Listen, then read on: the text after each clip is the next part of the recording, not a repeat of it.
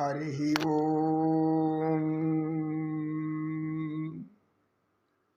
ఓం నమో నారాయణాయ నమ. ఓం శ్రీ వెంకటేశ్వరాయ నమ. జ్ఞానాన్ని వెలిగిస్తుంది, అంతేకాని జ్ఞానం లేనిదే పుట్టుకతోనే జ్ఞానం ఎవరికి రాదు. సహజంగా ఒక జ్ఞానం తెలుసుకోవాలంటే మనకంటే ఎక్కువ జ్ఞానం ఉన్న వారి దగ్గరికి వెళ్ళామనుకోండి, ఆ జ్ఞానం కొంత మనకు వస్తుంది. అంటే ఒక జ్ఞానాన్ని వెలిగించాలంటే ఇంకో జ్ఞానం దానికి తోడు కావాలి. అదే యోగం చెప్పేది. వివేకానంద స్వామి చెప్తారు, మనం కించజ్ఞులం, మానవుడు ఇంత ఆవగింజంత జ్ఞానం మాత్రమే ఉంటుంది. మరి నీ జ్ఞానాన్ని విస్తృతం చెయ్యాలి, అంతా విశాలంగా నీ హృదయం ఉండాలి, విశ్వమంతా ఉండాలి అని అంటే ఏమి? సంకుచిత భావం కాదు. మన సంకుచిత భావాలను అనేక మంది అల్లాడుతూ ఉంటారు. సంకుచితత్వం అంటే నేనే సంపాదించాలి, నేనే బతకాలి, నేనే జీవించాలి, ఎవరంటే పోతే ఏమి, నేనే చేయాలి, అది చేయాలి. వీళ్ళంతా కూడా విశాల దృక్పథం ఉండదు. అంటే విశాల దృక్పథం అంటే ఏమి? ప్రపంచం ఎంత పెద్దదో తెలుసుకోవాలి మనం. ప్రపంచం ఎంత పెద్దదో అంటే అన్ని దేశాలు చూడడం కాదు. ప్రపంచంలో ఉన్నటువంటి మానవులు, భగవంతుడి స్వరూపమైన జీవులు, అనేక విధమైనటువంటి వృక్షాలు, వనాలు, అద్భుత దృశ్యాలు, లోయలు, ఇవన్నీ కూడా పరమేశ్వరుని యొక్క స్వరూపాలు. కనుక మనం విశాల దృక్పథం ఉండాలి, కానీ సంకుచిత భావం ఉండకూడదు. ఇది చాలా దుర్మార్గమైనటువంటి విషయం. ఎవరైతే సంకుచిత భావంతో తమ స్వార్థం తాము చూసుకుంటారో వారు ఎక్కడ గౌరవం పొందలేరు. సంకుచితత్వం అంటే ఏమిటి? మనసు కుచించుకుపోయి ఉంటుంది. ఎందుకు నేనెందుకు వారికి సహాయం చేయాలి, నేనెందుకు ఇవ్వాలి అంటే, ఉండి ఇవ్వకపోతే తప్పు లేదు, లేకపోయినప్పుడు ఉన్నప్పుడు ఇస్తారులే అని అనుకోవాలి. అనుకోరు. ఇలాంటి వాళ్ళు కూడా అనేక మంది మనకు జీవితంలో కనబడుతూ ఉంటారు. దీనికి ఉదాహరణగా మనం యోగశాస్త్రంలో చిన్న చిన్న కథలు అనేకం ఉంటాయి. ఈ అనేక కథలను మనం జ్ఞానం ద్వారా తెలుసుకున్నామంటే చాలా సంతోషంగా ఉంటుంది. ఎందుకంటే మనకు జ్ఞానం బోధించే వాళ్ళంతా కూడా చిన్న చిన్న కథల రూపంలోనే చెప్పి జ్ఞానం వచ్చేలాగా చేస్తారు. కథల రూపంలో జ్ఞానాన్ని తెలియజేసింది. గురువుగారు మీరు ప్రాప్తం అన్న కథ చెప్పారు. అది ప్రాప్తం అనేది అందరికీ వర్తిస్తుందా, లేకపోతే అదృష్టం అనేది వరిస్తుందా? అది వర్తిస్తుందా, ఇది వరిస్తుందా? ప్రాప్తము అనేది మొదటి సూత్రం. ప్రాప్తం లేనిదే ఎవరికి ఏది అంత సులభంగా దొరకదు. ప్రాప్తము అనేది కష్టపడుతున్నారు, అనేక పనులు చేస్తుంటారు, అందరికీ కలిసి రాదు. అదృష్టం అనేది నువ్వు చెప్పింది వరిస్తుందా అని. ఎవరికి ప్రాప్తం ఉంటుందో వాళ్ళని అదృష్టం వరిస్తుంది. చాలా చక్కగా ఆలోచించండి మీరు. ఎవరికి ప్రాప్తం ఉంటుందో వారిని అదృష్టం వరిస్తుంది, అంతేగాని ప్రాప్తం లేని వారికి అదృష్టం వరించదు. కనుక ప్రాప్తము అనేది అసలు ముఖ్యమైనటువంటి సూత్రం. అంటే భగవంతుడి యొక్క విషయంలో, దైవం యొక్క సందేశంలో ఆప్తవాక్యం ఏమంటుందంటే, ప్రాప్తం కొద్ది లభిస్తుంది అని జ్ఞానులు అంటారు. ఎక్కడైనా ప్రాప్తం కొద్ది చిక్కుతుంది. అది దైవ దర్శనమైనా కావచ్చు, చతుర్విధ పురుషార్థాలు, ధర్మం, అది కూడా ప్రాప్తమే. ప్రాప్తం వలనే ధర్మాన్ని మనం పొందగలం, ధర్మగుణాన్ని. అర్థం, సంపాదన, కామం, కోరికలు, మోక్షం, దైవాన్ని దర్శించాలి. ఆలయం, పుణ్యక్షేత్రాలు మన భారతదేశం తక్కువ లేదు. మానస సరోవరం వెళ్ళాలని అందరికీ ఉంటుంది, నాకు కూడా ఉంటుంది. కానీ దానికి ప్రాప్తం ఉండాలి కదా. ప్రాప్తం లేదా మనం ఏం చేయగలం? ప్రాప్తం అనేది ఎలా సంభవిస్తుందో ముందుగా మీకు చిన్న విషయం చెప్పాలి. ఏదైనా ప్రాప్తం ఉంటేనే అదృష్టం అనేది వస్తుంది. ప్రాప్తం లేదా అదృష్టం కూడా మన దగ్గరికి రాదు, అది పారిపోతుంది, దురదృష్టం వచ్చి చేరుకుంటుంది. ఈ సూత్రం అందరూ బాగా గమనించాలి. ఓ గ్రామంలో భార్యాభర్తలు, వాళ్ళు కష్టజీవులు, పాపం పొలం పనుల్లో కూలి పనులు చేసుకొని జీవిస్తూ బ్రతుకు ఈడ్చుకుంటూ వస్తున్నారు. వారికి 3 పిల్లలు కలిగారు. 2 అమ్మాయిలు, 1 అబ్బాయి. సరే, అమ్మాయిలు పుట్టారు కదా, ఇంక పెళ్ళిళ్ళు చేయాలి, వయసు వస్తే ఇవన్నీ అప్పటి నుంచి ఆలోచనలు మొదలైంది వాళ్ళకి. ఏం చెయ్యాలి?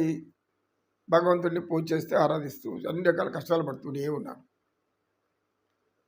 ఇదంతా గమనించినటువంటి పార్వతీ పరమేశ్వరులు వాళ్ళ శివారాధకులు, శివభక్తులు కూడా ఈశ్వరుణ్ణి ఎక్కువగా ధ్యానించేవాళ్ళు. మంచి భక్తి కూడా ఉంది వాళ్ళల్లో. పార్వతి ఒకరోజు అంటుంది, స్వామి అక్కడ నాకు ఒక దృశ్యం కనబడుతుంది. మిమ్మల్ని నిత్యం పూజ చేస్తున్నటువంటి ఆ దంపతులు చాలా పేదరికంతో బాధపడుతున్నారు. 2 పూటలా తినడానికి కూడా కష్టపరిస్థితుల్లో ఉన్నారు. ఏదైనా సహాయం చేస్తే బాగుండు కదా అంటుంది. అప్పుడు ఈశ్వరుడు ఒక మాట అంటాడు, విధిని మనం అనుకున్నంత సులభంగా తొలగించలేము, కానీ ప్రాప్తం ఉంటే ఏదైనా వాళ్ళకి లభిస్తుంది. నీవు అన్నట్లుగా నేను వారికి ఏదైనా మనం సహాయం చేస్తాం అని ఏం చేసేట్టు వెంటనే కుబేరుడిని పిలిచాడు. కుబేరుడు అంటే మనకు తెలుసు కదా, సాక్షాత్తు శ్రీ వెంకటేశ్వర కళ్యాణానికి అప్పిచ్చాడు. ఇప్పుడు రమ్మన్నాడు అని చెప్తే పరిగెత్తుకుంటూ వచ్చేసాడు. స్వామి నమస్కరించి పాదాల మీద పడి, పరమేశ్వర నీ అనుగ్రహం నాకు ఇప్పటికి దొరికింది, చెప్పండి స్వామి, ఏమి మీ సేవకుడు సిద్ధంగా ఉన్నాడు, ఏం చేద్దానకన్నాను. అప్పుడు పరమేశ్వరుడు కింద ఆ దంపతులు చేపట్టాడు. వాళ్ళకి ఏదో విధంగా నువ్వు సహాయం చెయ్యి అన్నాడు. తప్పకుండా స్వామి, మీ యొక్క ఆజ్ఞని పాటించకుండా ఉంటారా? ఇప్పుడు వారి పరిస్థితి ఏమిరా అంటే, భార్యాభర్తలు ఇద్దరు అవి కూలి పనులు చేయలేక కష్టమైపోయింది. అంత వయసు కూడా అవుతుంది కదా, దగ్గరికి వచ్చేసి అడవిలోకి వెళ్ళి కట్టెలు తెచ్చాము. ఆ రోజుల్లో కర్రలతో పొయ్యి మంటలు వేసేవాళ్ళు, ఇప్పుడు లేదు. పొయ్యి మంటలు వేసేవాళ్ళు ఎక్కడో తక్కువ గ్రామాల్లోనే ఉంటారు. అది కూడా లేదు, అందరికీ గ్యాస్ వచ్చేసి. కట్టెలు కొట్టి అమ్ముకుంటామని కట్టెలకు పోయేవాళ్ళు. కొద్ది కాలం కట్టెలు తెచ్చుకొని కొట్టి తెచ్చి పోషించుకుంటున్నారు. సరే, దారిలో ఇతను ఒక దగ్గర బంగారు ముద్దలు అన్ని ఇంతలా ఉండే బంగారు ముద్దల్ని ఒక రాశిగా పోసి వాళ్ళు వచ్చే దారిలో చేశాడు కుబేరుడు. ఇప్పుడు వాళ్ళు అవి తీసుకెళ్ళి హాయిగా బతకొచ్చాలనుకున్నాడు కుబేరుడు. భార్య ఈమె ఇద్దరు చూశారు దాన్ని, బంగారు ముద్దలు చూశారు. అబ్బా బంగారు ముద్దలు అని భర్త అన్నాడు. చూడండి, మనం దురాశకి పోకూడదు. ఇది వరకు మనకు ఒక హరిదాసు వచ్చి హరికథ చెప్పాడు, మెరిసేదంతా బంగారు కాదు, నమ్మి అనుకొని మోసపోకండి అని చెప్పాడు. ఇది అదలా మెరుస్తుందంటే ఇది బంగారు కాదు, ఏదో పూత పూసి ఏదో ఇక్కడ పడేశారు, మనకెందుకు ఆగదు అని అవన్నీ మోసుకోపోలేము, కట్టెలు మాత్రం మోసుకుపోతే చాలు అని చెప్పేసి ఆ కట్టెల్ని మోసుకొనిసి మళ్ళా దాన్ని వదిలేసి వచ్చేసారు. ఇప్పుడు ఏం చేయాలి కుబేరుడికి? ఇంకా సహాయం చేయాలి. ఈ మారు ఏం చేశారంటే, వాళ్ళ ఆలయానికి దర్శనానికి వెళ్ళేవాళ్ళు. ఉదయం వాళ్ళు ఇంటి నుండి బయలుదేరేవాళ్ళు, ఆలయం దగ్గరికి వెళ్ళేవాళ్ళు. ఆ దారిలో ఒక గోనె సంచి నిండా రత్నాలు, వజ్రాలు, ఇవన్నీ బంగారు నాణ్యాలన్నీ వేసి వరహాలు వేసి ఒక మూట కట్టి వాళ్ళ ముందు దాచే దారిలో వేశాడు. వాళ్ళు వచ్చే అప్పుడు భర్త ఏమన్నాడంటే, మనం రోజు ఆలయం వెళ్తున్నాం కదా, దేవుణ్ణి చూస్తున్నాం కదా, ఇదే దారిలో వెళ్తున్నాం కదా, మరి కళ్ళు మూసుకొని ఆ దారిని చేరలేమా అని అడిగాడు. అది ఎంత పని అండి, మనకు బాగా అలవాటైంది కదా, కళ్ళు మూసుకొని ఎందుకు పోలేము? నడుచుకుంటూ వెళ్ళారు. ఆమె స్త్రీకి ఆ తగిలింది ఆ మూట, ఆ యొక్క సంచి. ఆమె ఇదేదో ఇక్కడేదో గుడ్డలు కూడా పడేశారు, కళ్ళు తెరవకూడదు, మనం వేసుకున్న పంతం చెల్లాలి కదా, ఈశ్వరాలను చేరే వరకు కళ్ళు తెరవకూడదు, ఇది వాళ్ళు చేసుకున్నట్టు నిర్ణయం. ఆ నిశ్చయంతో బయలుదేరుతున్నారు. ఆడికి పోగానే మెల్లగా కళ్ళు తెచ్చి గుడి దగ్గరకు వచ్చేసామంటే ఎందుకని గుడి దగ్గర ఉన్నారు. అంటే వాళ్ళకి అనుభవము, ఎలా నడవాలో, ఏ దారిలో చేదో అది బాగా అనుభవం. ఇప్పుడు అది కూడా బెడిసి కొట్టింది. ఆ ప్రయత్నం కూడా ఫలించలేదు కుబేరుడికి. ఈసారి ఏం చెయ్యాలి, ఇలా కాదు అనుకొని బాగా ఆలోచించాడు. వారు అడవిలోకి వెళ్ళి కట్టెలు కొట్టేటప్పుడు ఒక ఎండిపోయిన వృక్షం ఉంది, ఆ కొమ్మలు కొడతారు. అలాంటి సమయం ఇతను ముఖ్యంగా కొమ్మలని చాలా ఇంకో రెండు మూడు కొమ్మలు ఉన్నాయి. ఒక మధ్య కొమ్మ లోపల మస్తుగా బంగారు నాణ్యాలు వేశాడు. ఆ కొమ్మని వీళ్ళు కొడితే అందులోంచి బంగారు నాణ్యాలు చల్ల రాలుతాయి, అప్పుడైనా ఎత్తుకుంటారు.